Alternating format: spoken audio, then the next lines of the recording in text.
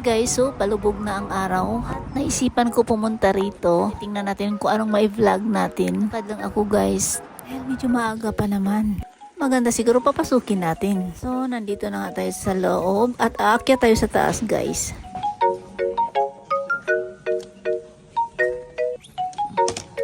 Kita akong mga sales. Itong store na to, karamihan talaga damit. Kunti lang yung mga bags. So anyway guys, may nakita ako ditong MK. So tingnan nyo naman, ang ganda ng kulay. Walang gas-gas guys, ang mura pa. So sa Philippine money guys, 2,000 mahigit lang to. 2,000k mahigit. At mukhang kabago-bago pa. Oh, ang ganda rin ng kulay, ang lamig sa mata, lalo na sa personal. So swerte na rin to guys ha, mura na to. Feeling ko mura na talaga to.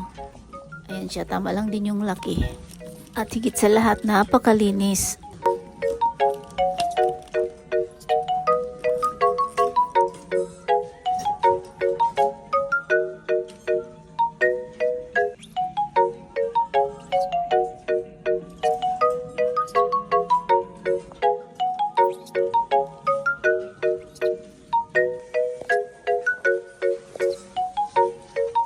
Aba-aba, may nakita na naman tayo dito. Isa na naman itong MK. Fairness, ang ganda ng kulay.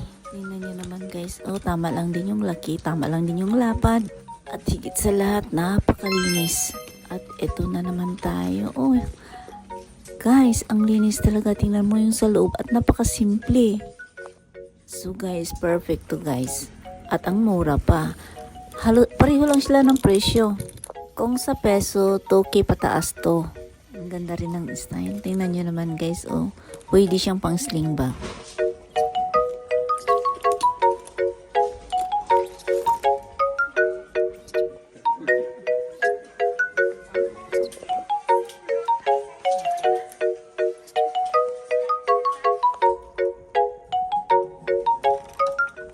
At ito, may nakita ako rito. Alam niyo guys, sa personal to, ang ganda talaga ng kumikintab sa personal. Dahil hindi ko siya malaman kung anong material nito guys, pero medyo mabigat. So, ito naman yung loob niya. May pocket, dalawa ang pocket. So, sa loob malinis naman talaga. So, ito naman siya, parang long shoulder lang. So, ang dating sa akin nito guys, social. So guys, kung isa-isahin mo talaga to, marami pang, medyo may mga magaganda rin dyan. Kaso nga lang, so pass na muna tayo.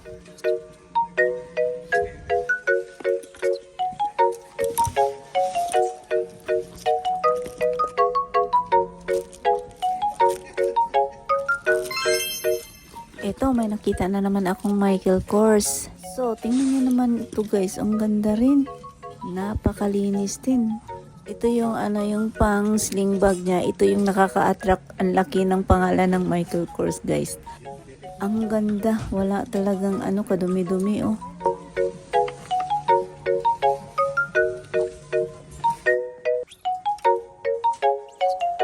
So ito yung scenario dito guys. Sa taas ang mga bags. So dito sa baba naman mga naman to, mga pantalon.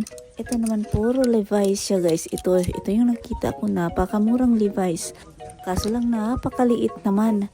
Red Levi's ang tawag dito. Oh. Biruin mo, 23 ang hawak. Ay naku.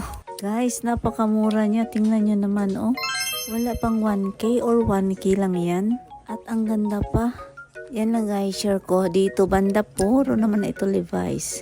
Alam nyo guys, napaka-organized talaga sila rito, diba?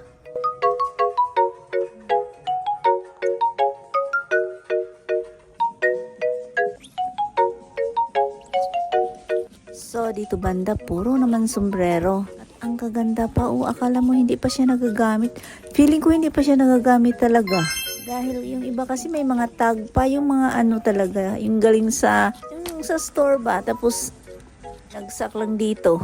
Yung iba naman medyo gamit na. Pag hindi siya, guys, nakadepende kasi yung iba kasi mukhang bago pa or hindi pa nagagamit kaya medyo rin pricey.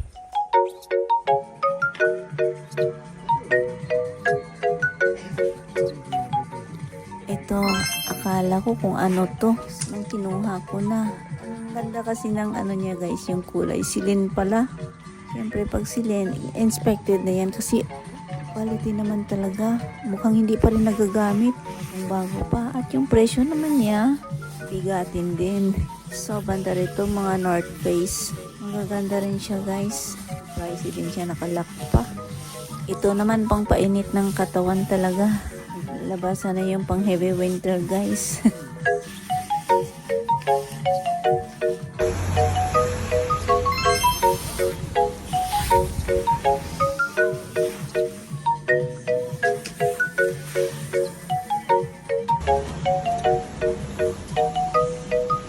So guys, ang ganda doon, nakaka-attract sa mata. Nung tiningnan ko, 8 speed pala. Pero yung style niya guys, ang ganda, ang cute. At ang lawak din yung puwet niya, kaya malaki. Yung details niya guys, yung style niya, ang cute. Lalo na nung binuksan ko, napakalinis din. In fairness, wala siyang gas-gas. So, ito naman ay isang handbag. So, yung Kate Speed naman, quality din naman to. So, buksan natin. Pero nahirapan ako dahil wala akong cameraman.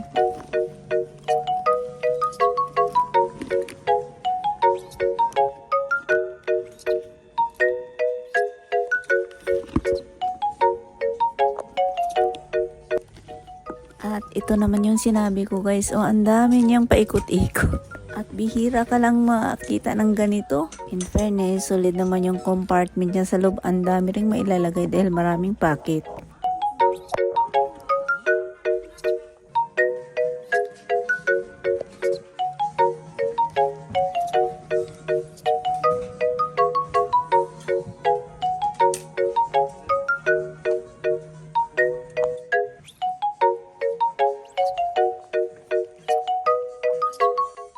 So, dito banda may nakita ako. Puro naman siya leader. Pero hindi ko gaano kilala yung mga brand nito. Basta leader siya guys. Magat, simple, at maganda rin. Ganda rin ng quality. Wala rin siyang gas-gas. Pero tingnan yung mga presyo guys. Oh. 1K yan pataas sa piso natin. Pero malinis din. Tingnan mo naman. Guys, solid leader yan ha.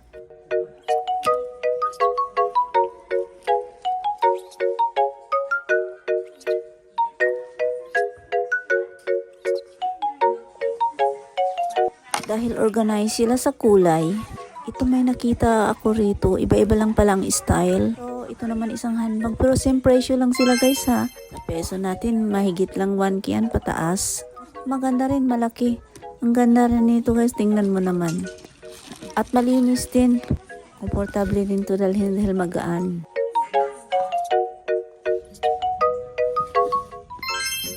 Aba, ito yata medyo pricey. Ano lang siya guys, hindi siya leather, mukhang parang tela. Pero yung tatak naman niya, Marc Jacobs. Guys, maganda rin siya. Tingnan mo naman, oh, solid. At mukhang bago siya. Maganda rin ang kulay. So guys, medyo malaki lang. Cute din yung kulay at napakalinis. Tapos yung ano niya, yung pang shoulder niya, may adjustan din kaya ang ganda.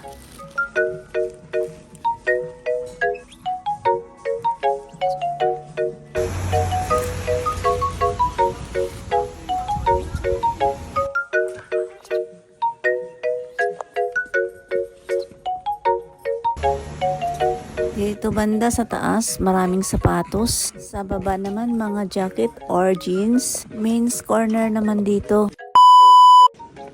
Guys, medyo late upload na to. Ano ba yung si Ilyas nagpunta dito ng Japan? May pre-pa-concert ang Ilyas TV band ngayon, kaya pupuntahan natin.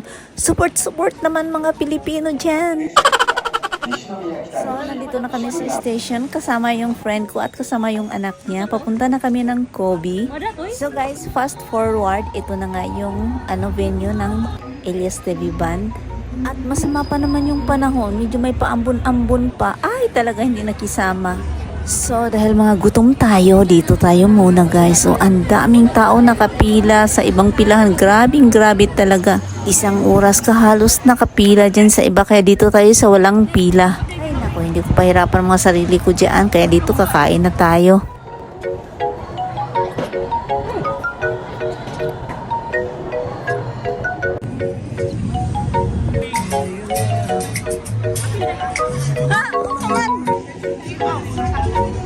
So, dito kami. Dahil yung friend ko kasi guys, idol na idol tong mga sikat na vlogger sa Japan. Kaya may pa-message pa siya.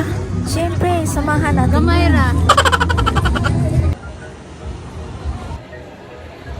Ay, sarap ng banana Q. Tagal, namimiss ko talaga to. So guys, dito kami. Ayan, yung mga friend ko nandyan na naman. Alam nyo guys, ang ginawa namin, nagtitiktok kami dyan. Habang inaintay namin yung Elias TV Band, kami muna nagtitiktok. Ibangan ba? Minsan-minsan lang to eh.